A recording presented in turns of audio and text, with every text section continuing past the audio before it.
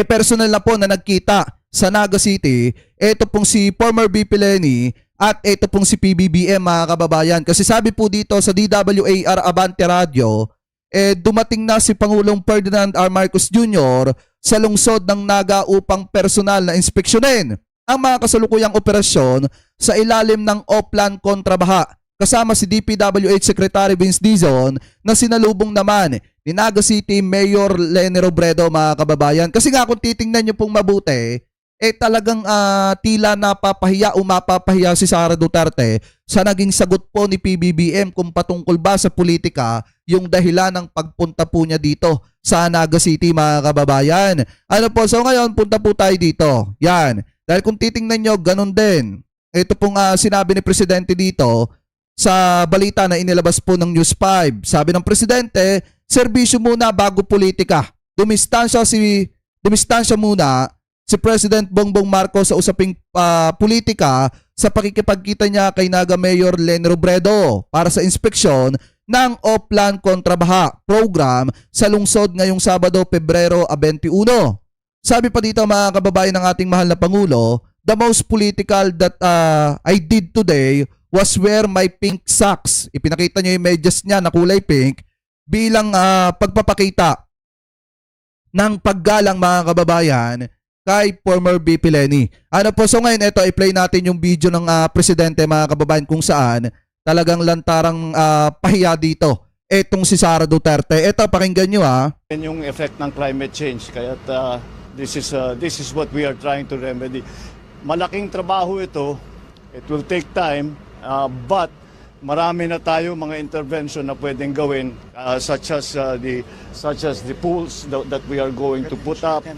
But tawag nila yung retention fund para mabawasan para mabawasan natin yung pagbaba ng tubig. Dahil nga it is may Bicol River Basin, ang plano na talaga pwede natin gawin, na kailangan natin gawin, ay kailangan natin mahuli na dapat ma-collection na yung tubig bago pa bumaba sa basin. Tama. Dahil, again, as Mayor Lenny was explaining, this is a landlocked province. And because it's a landlocked province, ang tagal lumabas ng tubig. So wag na natin sana papasukin. But this is only the beginning. Ito, desiltation lamang ito.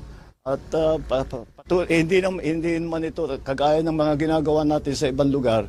This is not going to be one time. We will keep doing this until we have the more long-term solutions. At hopefully, down the road, if we design everything properly, hindi na natin kailangan paulit-ulit ng binabalik-balikan. Tama. Some days can get a little... Kasi biruin nyo, mga kababayan, naging presidente naman si Duterte, hindi naman ganyan. Diba? Hindi naman ganyan ka sigasig. At bibihira lang naman bumaba sa pilyon. Yon, kapag ka may mga maiinit na usapin, mga kababayan, bumababa siya, pahalik-halik sa kalsada, akala mo naman nagsisisi talaga. Yun lang ang ginagawa ni Digonggong, pero yung mga ganito na talagang may konkretong plano at pagmamahal sa mga kababayan Pilipino natin, wala. Puro pasikat lang yung sinabi niya noon. Mr. President, flood control issue. Nakikita po ang visit ninyo sa Naga City in the lens of politics. Open to forging alliance with Naga City. Ano nga natin yung sa DCMM Teleradyo. Alam ko meron ako dito Mas maliwanag kasi yun, mga kababayan. Bale na may strike tayo. Mahalaga may pakita ko lang naman sa inyo. Atin na magkakaroon na po ng media statement ang ating Pangulo. So, sa punto po ito, ating pakinggan po magiging mensahe niya. This is these are the beginnings of the perennial na flood problem here in Naga and in the rest actually of along the Bicol River. Alam naman natin, ito basin. At maraming mga construction, hindi lamang yung private sector construction, kundi ang pagpagawa nito ng mga iba't ibang yung linipat ang dinaanan ng may nagtatanong, Unipink na ba? Wala pa. Kasi parehas naman yung sinabi ni PBBM. Parehas yung sinabi ni PBBM at saka ni former VP Lenny na unahin muna yung trabaho. Malayo pa kasi yung eleksyon talaga. Mga kababayan, sobrang layo pa ng eleksyon, 2028 pa, halos 2 taon pa mahigit mga kababayan, yung lilipas bago pa magkaroon ng eleksyon. Nakakapagtaka nga dito kay Sara Duterte kung bakit iniisip niya yung pamumulitika, yung eleksyon, napakalayo pa. Dapat serbisyo muna, saka na pag-usapan yung eleksyon. Ganun kasi yung pananaw ni PBBM at saka ni former VP Lenny. Anyway, tuloy pa natin. Ng tubig kaya naging mas grabe. Isa pang bagay, yung nagsiltation talaga ng husto. Kaya kung titignan ninyo, napakababaw na nitong ilog na ito. And with ang sinasabi nga ni Mayor Lenny is that many of the places na dati naman ay hindi binabaha, and dyan na rin yung effect ng climate change. Kaya this is what we are trying to remedy. Malaking trabaho ito. It will take time, but marami na tayo mga intervention na pwedeng gawin, such as the pools that we are going to put up. But itawag nila yung retention pond para mabawasan natin yung pagbaba ng tubig. Dahil nga it is may Bicol River Basin, ang plano na talaga pwede natin gawin, na kailangan natin gawin, ay kailangan natin mahuli, dapat ma-collection na yung tubig bago pa bumaba sa basin. Dahil, again, as Mayor Lenny was explaining, this is a landlocked province. And because it's a landlocked province, ang tagal lumabas ng tubig. So huwag na natin sana papasukin. But this is only the beginning. Ito, desiltation lamang ito. At hindi naman ito, kagaya ng mga ginagawa natin sa ibang lugar, this is not going to be one time. We will keep doing this until we have the more long-term solutions. At hopefully, on the road, if we design everything properly, hindi na natin kailangan paulit-ulit ang binabalik-balikan. Okay? Kasi mga kababayan, ang gusto mangyari dito ni PBBM yung pangmatagalang solusyon na.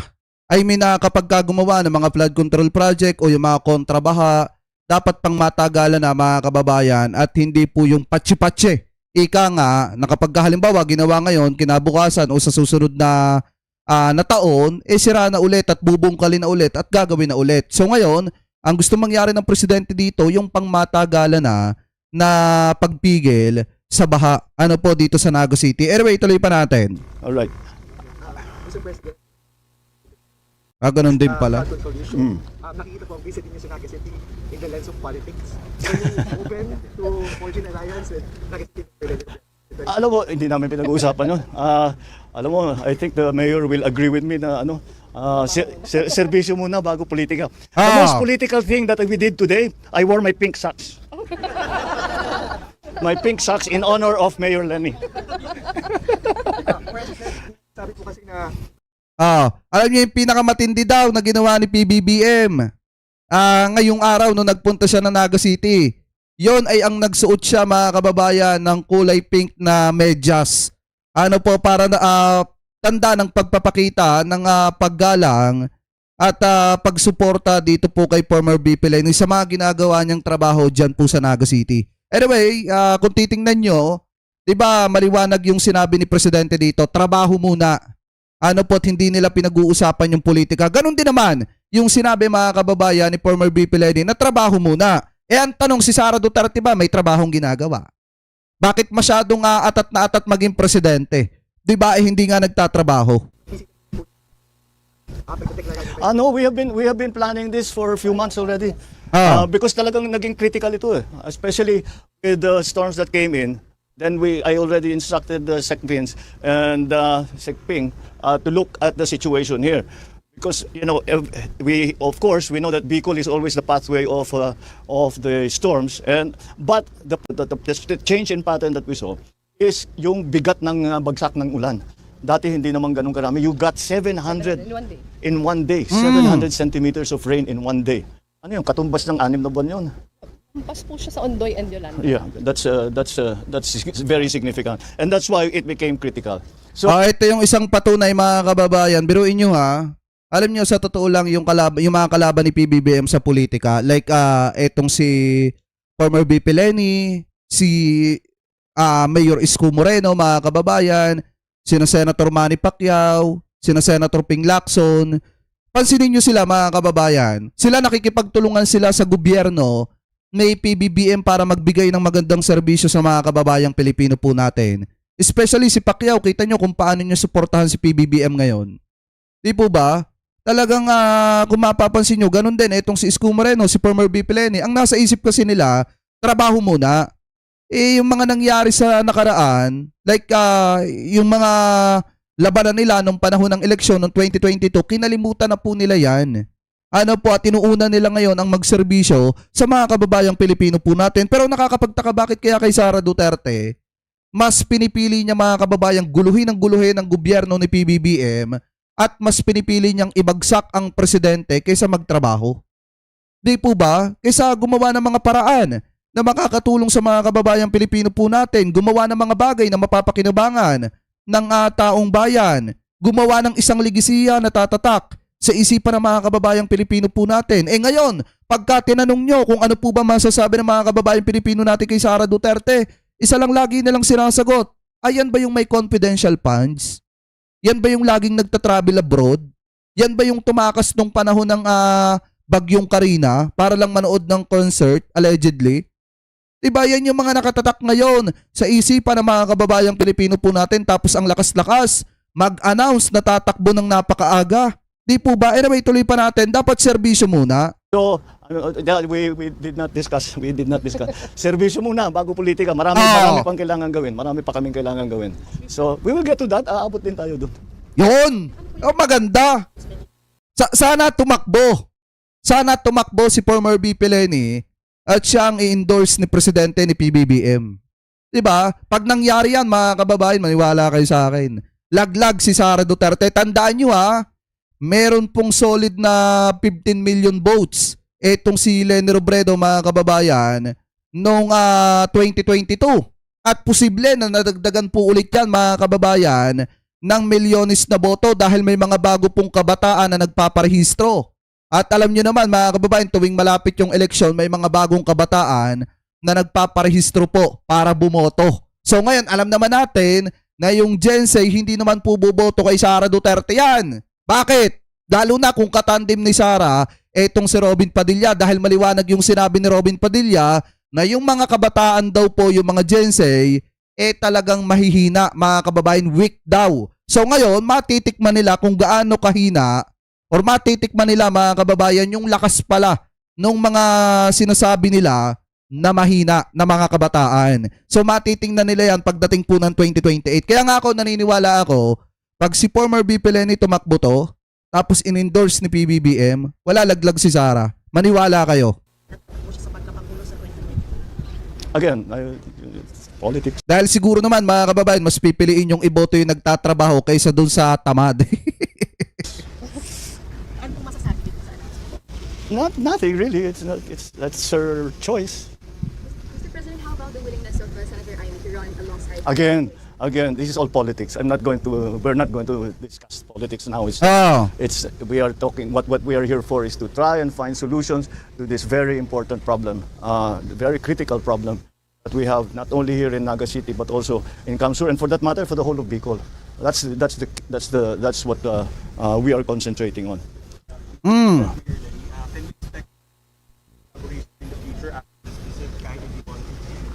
We don't change. Whatever, kung sinong, it's not only here, kung sino ang nangangailangan ng tulong, the national government is here to help. Tama. So as you know, I came from local government. Kaya I have great sympathy for the situations of local government, the different constituencies, the cities, the provinces, the towns, the municipalities. Kaya whoever comes to us for help, we will do what we can to help. There is not an increase, there is not a decrease. It's not political. It's only because it depends on the need. And that's why we are here today. All right? Sige. Di ba, mga kababayan, kita nyo yan? Kasi sa totoo lang talaga ang purpose ng presidente kaya po nagpunta dyan ay para siguraduhin na natatrabaho po. Di ba, mga kababayan? Para siguraduhin na natatrabaho po yan. Itong mga off-land kontrabahan na ito na mapapakinabangan ng mga kababayang Pilipino po natin at makakatulong sa taong bayan. Kasi biruin nyo, mga kababayan, na ayan diba? Yan po yung mga isinasaayos diyan po sa Naga City. Kasi nga, mga kababayan, pagkabaha, talagang matindi ang pinagdadaanan ng mga kababayang Pilipino po natin dyan. At ngayon, kung sino yung humihingi ng tulong, tinutulungan naman ng Marcos administration, kahit pasabihin na naging katunggalian ni PBBM nung panahon ng 2022, kung tutuusin, tapos na po yun. Nanalo si PBBM at malaki ang posibilidad na kung tatakbo si former VP Leni, mananalo siya. Lalo na kung susuportahan siya ni PBBM. Ano po, so ngayon, yan yung mga purpose mga kababayan, kaya nagpunta ng Naga City. Ito pong si PBBM para tingnan yung ginagawang proyekto o plan kontra baha na makakatulong sa mga kababayang Pilipino po natin. Ayan o, diba? Kita nyo ba mga kababayan yan? O yan yung ginagawa o. Ito, yan yung mga construction na ginagawa po mga kababayan para linisin. Ito po mga daanan o posibleng daanan ng tubig kapag ka po malakas ang ulan. Ng baha, syempre mga kababayan. Anyway, ayan o, kung titingnan nyo, yan yung pagbisita ni Presidente kanina. Ayan. Yan yung pagdating ni PBBM. O, kung mapapansin nyo. O, ayan o. Diba? O, ayan.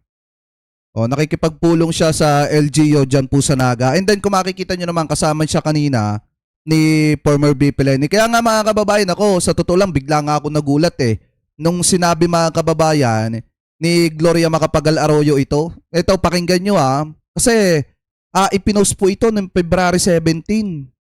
And then, yung mga nagko-comment dito, 2 days ago lang.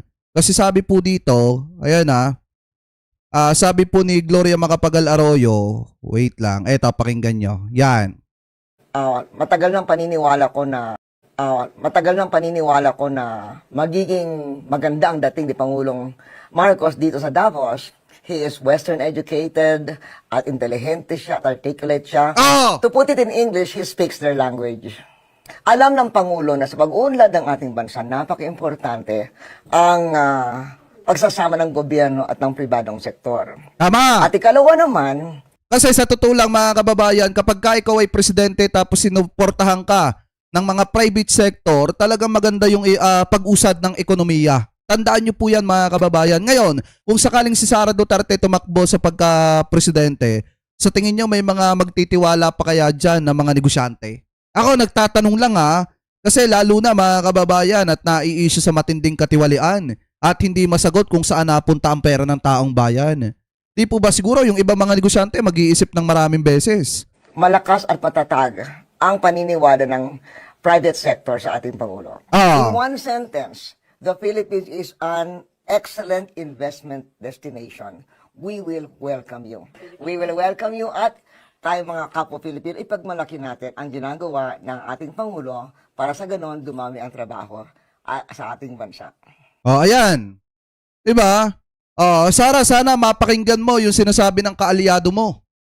Diba? Maliwanag ang sinasabi dito mga kababayan ni former President Gloria Macapagal Arroyo na kung pagkakatiwalaan ang presidente, talagang gaganda ang Republika ng Pilipinas, gaganda ang bansang Pilipinas. Kasi kung mapapansin nyo mga kababayan, talagang kapag buo yung tiwala ng mga private sector, ng mga negosyante sa presidente, mga kababayan, na tagkakasundo ang gobyerno at saka ang mga private sector na negosyante, talagang maganda ang paglago ng ekonomiya dito po sa ating bansa. Kaya hindi na rin po nakakapagtaka mga kababayan kung bakit gustong-gusto ng mga negosyante si PBBM. Kasi nga, bukod sa matalino, malawak yung pangunawa mga kababayan. Unlike po dun sa iba dyan na makitid yung pangunawa, kaya nga hindi na rin nakakapagtaka kung bakit nananawagan si Secretary Larry Gadon na dapat talagang mag-resign na lang itong si Sara Duterte kaysa ma-impeach pa